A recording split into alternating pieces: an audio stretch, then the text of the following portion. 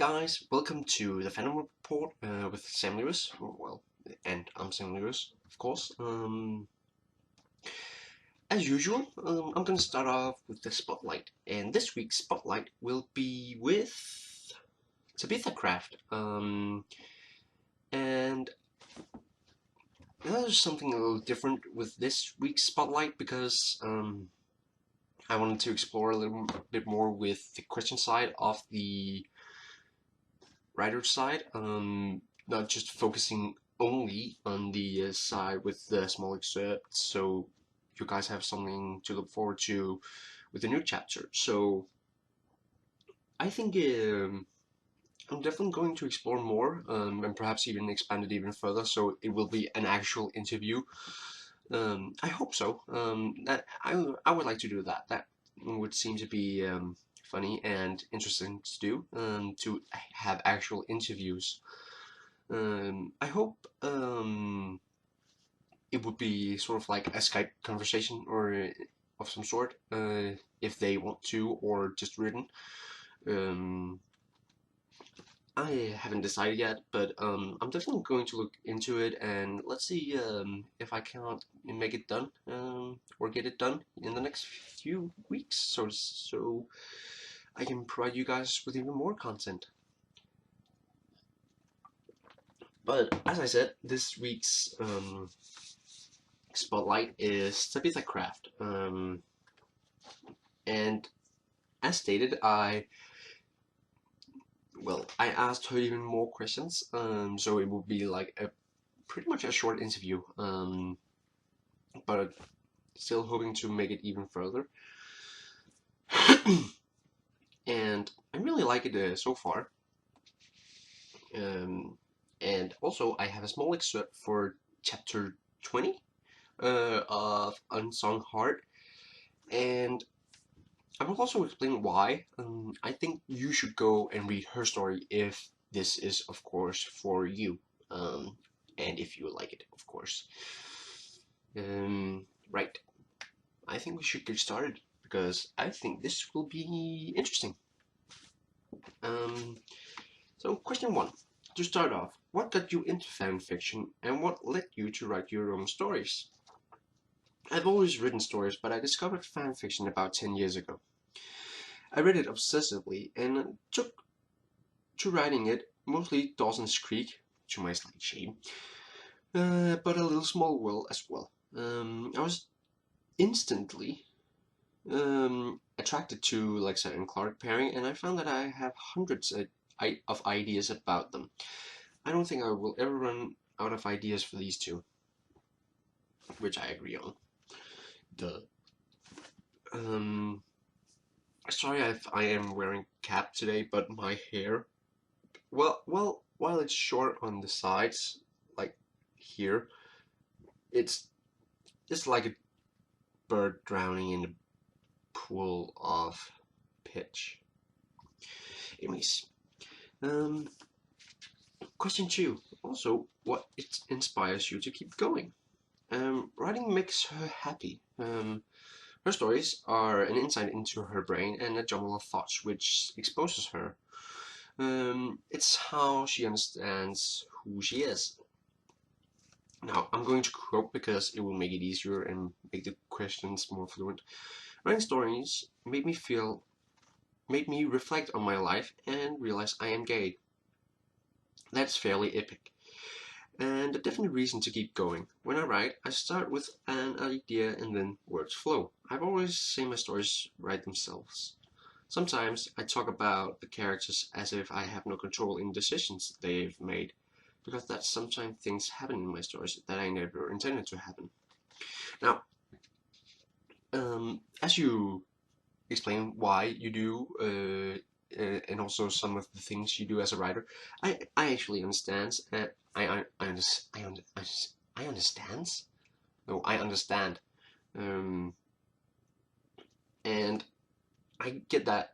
Even though I'm a very rookie writer and I haven't written for long, but I still feel like when I write, those words just flow out into the, well, paper or the screens.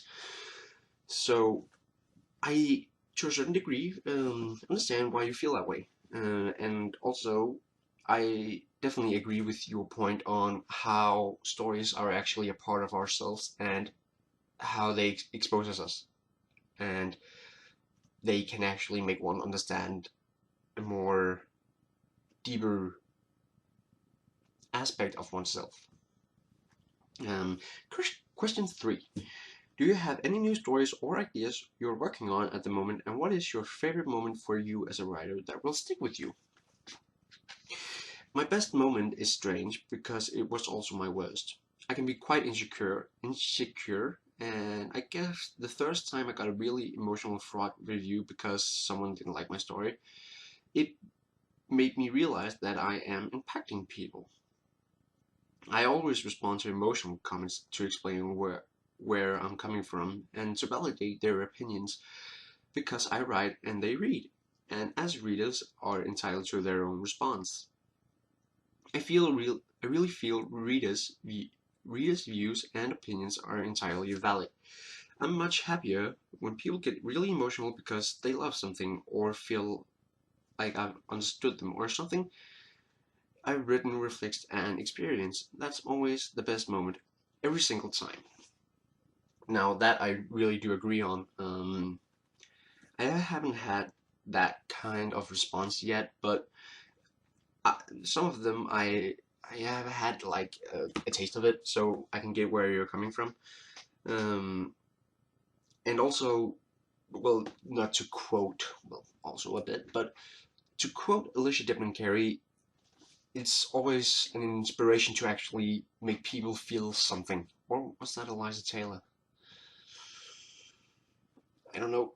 Well, that's what I think most writers actually aspire to, because making people feel something with what you have written is such a huge compliment, whether it be good, whether it be bad, because it still means that you have made people think, and that is such a huge compliment. So again, sorry, but I'm really agreeing with a lot of your answers that you have responded to my questions. But really, it's also important to validate and really respect the opinions that people think about your work, because if you're just if you're just writing and, well, if you are asking for thoughts and stuff like that, and you then proceed to get angry every time someone disagrees with your writing, or there is something they feel like you should have done better, or something like that. That's always important to take into account and not be, well, you must not become like ignorant and dismiss their opinions. So I completely agree that every response, emotional, whether it be good or bad, comment, it's always great, and I also really like to respond to those and really give my opinions and, well, supposed to explain a bit more why would you write a certain scene or something like that. That's also one of my favorite moments. So I can completely understand that why you feel like while it might be your best, it also is your worst, and that makes sense in my head. Um, if you could choose another new story from scratch, what kind of genre slash topic would you like it to be? Hurt slash comfort, enemies to friends to lovers, and etc. Um, hmm, that's the paper. I think the story I will write will be clicks because that's my obsession, and will probably a hurt comfort one. Something slightly with slightly higher levels of angst. I have a few ideas which are quite different from anything I've written before. I really can't write in the 100 universe since the 307. Not yet anyhow, so it will be an AU. I suppose while can't be in the 100th verse per se is because mostly it has been very emotional for a lot of fans, and I understand why it is very tough on especially lesbian or bisexual girls in particular, because they are in an exposed group, so it will impact them a lot. So I can understand why it is hard for a lot of people to continue following the show or just even write in that same universe. And that's something, well, it's about a month, well, a little over a month since Lexa died, and I think a lot of fans actually felt like they lost someone they loved. Like it was a loved one, like a family member or something like that they lost, and I can't imagine how much it actually hurts, because it hurt me, but I don't think it could be anywhere near that's in that same amount of pain that what some of those people who are hurting the most are experiencing. So I get why, well, almost why it's not going to be in that universe, because it would be too right. Because to be totally honest, I haven't even seen any of the new episodes, because I don't think I personally would be able to handle it. But I respect the hell out of those strong people who can. Like, you have my deepest and most honest respect, man. And then I asked for a little trivia around the fanfiction Unsung Heart. And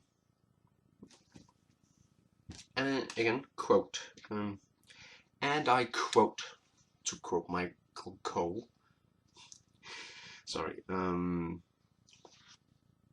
As for something interesting about Unsung Heart, this fic changed me entirely. I always knew I was bi, and I was suspicious I was more, but writing this fic actually helped me accept that and tell people. It was never supposed to be a long fic, but it grew into something I loved. I think it's my favorite fic I have written. And I really like that. I really like your response to this particular question. Mostly because, well, stories that we as writers write, they often have actually a way to change something, or whether it be a small thing or a big thing, as this is. So I think it's a really good response, and I'm glad that it made you feel better and made you feel more comfortable to accept who you really are, and that's simply amazing. I can understand that, because I think to a lot of people, writing these kind of things where it's people who are, to say, in the same boat as you, um, and you make yourself realize that whoever you are is okay, and it's okay to accept that and tell people. So I really like that response, and I think that a lot of people feel that way when they write. It haven't, no, it has not. Never mind. It hadn't happened. Bloody, god damn it. Oh, that's gonna be fun. No, it haven't happened to me yet, but I hope it will. And then, as well, I'm not gonna say usual, but as with the last couple of episodes, I have gotten a small excerpt from Tabitha Craft, which I am very lucky and very happy to read for you guys. And as usual, this won't be posted anywhere due to wishes of, well, also intellectual property of Tabitha Craft, and of course this will be deleted properly, so you guys don't have to worry about that. And without further ado, I am going to read a small excerpt from chapter 20 of Unsung Heart. It's definitely a wolf, Lexa stated, and Clark scoffed. A wolf? No way. That's Thor. I don't know what you're looking at, but there's no way that's the god of thunder.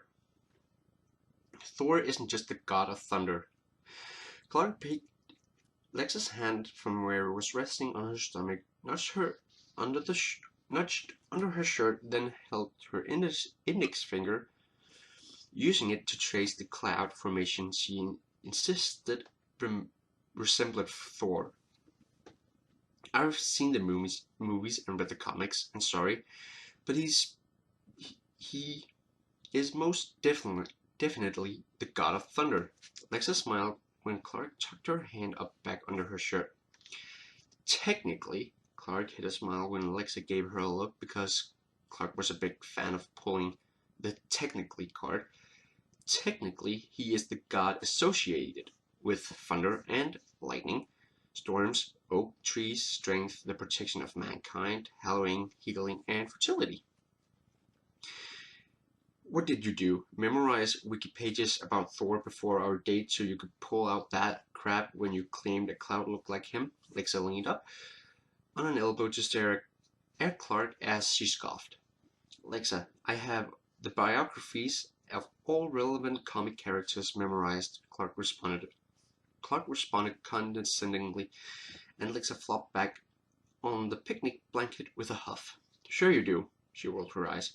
Do you even know what halloween means? Of course, Clark stated smugly, plucking a strawberry from the picnic Lexa had prepared and wrapped her lips around it. Even after a year of being together, and over a year and a half of knowing Clark, the sight still made Lexa's stomach clench.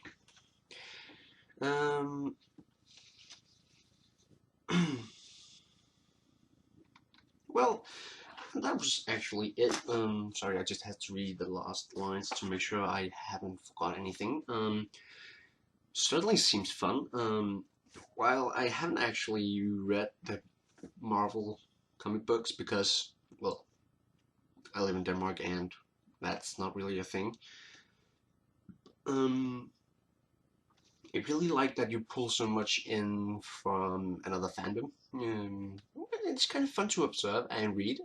Makes it more interesting. So I'm really looking forward to this next chapter. And just if any of you guys who are watching this haven't read Unsung Heart yet, I'm just gonna give a short introduction because I don't want to spoil anything for you guys too much. And I'm going to explain why I think you should read it. Unsung Heart is about, well, Clark is a med student. I like that, that she's a med student, and, well, she's on her last year because she's going to be a resident after this year, I think. And Lexa is in a band. Tree Crew? Yeah. And they're friends after they meet at a party at Lincoln's, and they quickly become best friends. Clark thinks she's straight, but the more you get into the story, she realizes that she is bisexual, and this is, well, as you could probably hear in the excerpt I read that it is a Klexific, and it is a very, very, very good one, and it's very well written. It will provide hours of entertainment for you guys, that I am sure of. I think I should talk about it a bit more, but I don't want to spoil anything because I think that's like a journey you should take on yourself because, well, as it is now, there is 100,000, well, 111,000 words, 200, no, 112,000 words, 143 words. I didn't pronounce that right. Yeah. That's... Anyways, moving on. thank you so much, Tabitha Craft, for letting me feature you in this week's spotlight. It's been absolutely amazing to have you. You are very kind and such a talented writer. Really, really nice to have been able to feature you on this week. As always, guys, if you have any suggestions on who who you think I should feature, I would love to hear from you guys. If you have any fanfiction writer you would like to see me do a small interview of, or yeah, if you just want me to talk about them and see if there is a small teaser for the next chapter and so on. Yeah, I hope you have some suggestions. Can't I can't keep finding them forever, unfortunately. But and also, for any who might not be aware, this is the the 100 fanfiction writer. But it doesn't matter who or what fandom they are in. I'll accept anyone, and I will read some of their works beforehand, so I know what I'm getting into. But really, any fandom, well, almost. There are a few I will refuse. I'm not gonna name them, but generally, you're welcome to send me any suggestions, and I will look them through. Whoever I actually just get the most, I'll well, what I will try to feature. I hope. And with that done, I'm going to move over to a TV show and movies. Now, being the huge science nerd that I am, there are one particular movie I thought about, and that's Interstellar. While I realize a lot of you may have seen it, and I think most of you have enjoyed it, so did I. I also think that those who may not have seen it but are interested in science, like physics or astronomy, I think that's definitely a movie you would want to check out. Well, I do realize that a lot of the physical elements there are in this movie are not true, because it is a science fiction, of course. A lot of it is actually true, to my discovery, or as far as I know. For instance, the first planet that they land on is a planet, and it is orbiting a black hole. Um, and most people actually thought that this wasn't true, but being that close to a black hole actually slows down time due to the well, let's call it awesome gravity. It is such an immense gravity that it actually slows down time, which is kind of weird, but it's an interesting subject. Um, like although you can't, I don't think so at least. Not that I have heard of, but the point where I'm not gonna say anything more because it'll be spoilers for those who haven't watched it. Just be aware that there are things that are not true in this movie. You take it with a grain of salt, because some of it are true and some of it are not. And I don't want to be the guy who just says, "Oh, this movie is true all the way." No, it's not. There are aspects of the physics that are, but a lot of it as well is not true. So that's something guys need to be aware of. In short, Earth is dying. Crops can't live there anymore, and everything is just going to hell. So the humans are trying to find a way off the planet and go live somewhere else so they can continue humanity's survival. wormholes pop up around Jupiter or Saturn, where they are going to be several planets actually who they can visit to see if they are habitable. And quickly there's a mission to test that and see if they can go there. And then the movie takes off from there. I'm not going to explain more to avoid too many spoilers. But if you're interested in science, and especially astronomy, that's definitely a movie you should go check out. I found it highly entertaining. A series. Well, there are several series that I could talk about, but this one is gonna be a bit obvious. Merlin. Well, I haven't watched the first 2 seasons, I think, and the reason behind that is because my best friend actually started out watching it, and she was 2 seasons in, and I was just like, hey, that actually seems kind of fun. Can I join? Yeah, sure. So we watched there are 5 seasons in all, so we watched 3, 4, and 5 together, and it's just because I'm lazy that I haven't watched this first and the second season, but I'm gonna do that at some point. But it's a hugely entertaining series, and while the CGI effects could be better, because you can see it's a low budget program,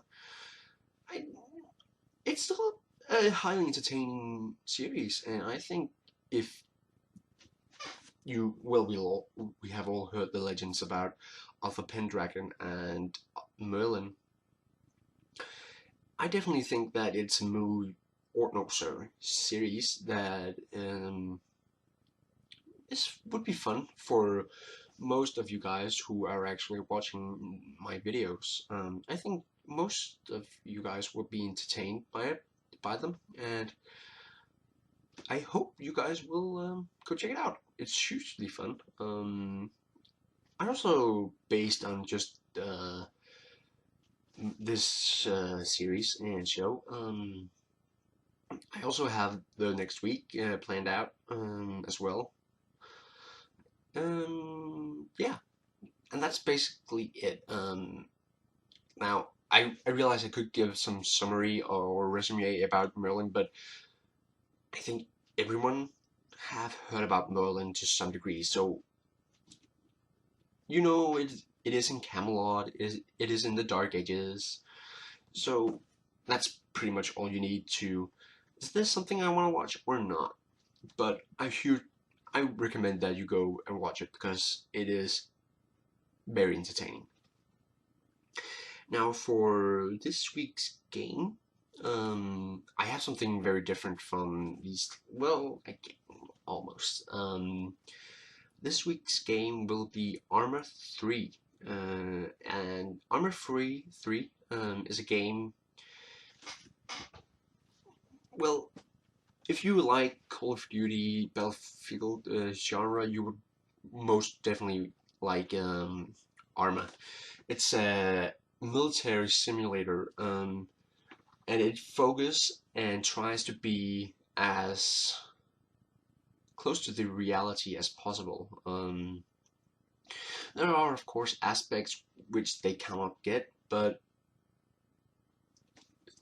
the general mechanics of the game, let's say you have a marksman rifle. And for those of you who don't know, marksman rifle is a longer barreled rifle than your standard assault rifles and carbines, I think.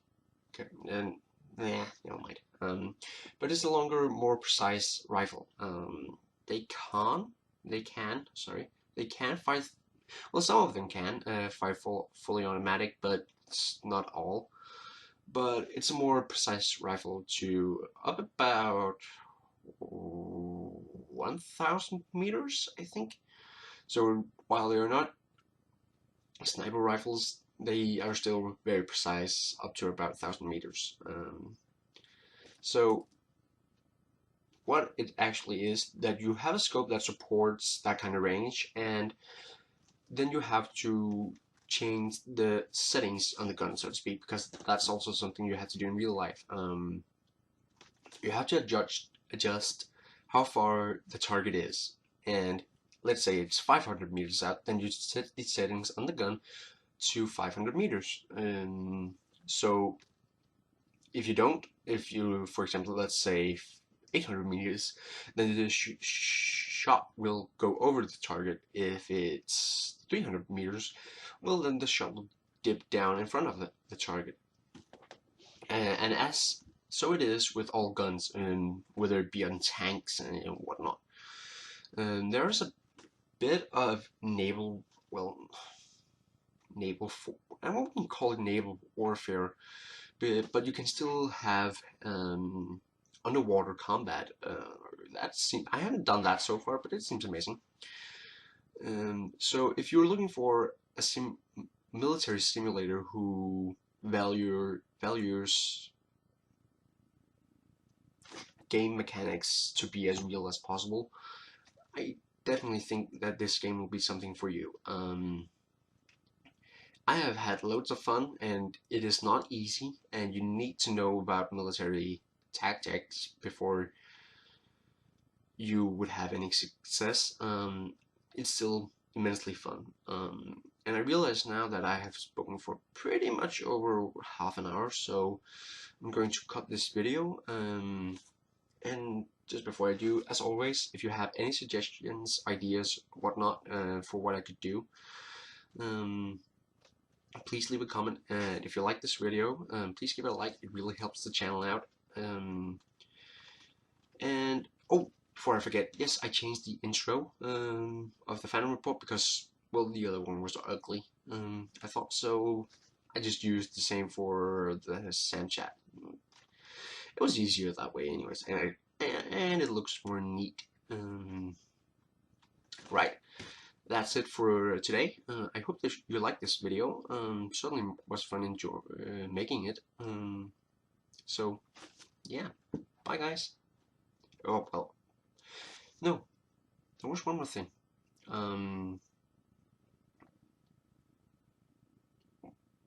No, I forgot. Never mind. If I figure it out, I'll just leave it down in the description. So, anyways, yeah. Bye, guys.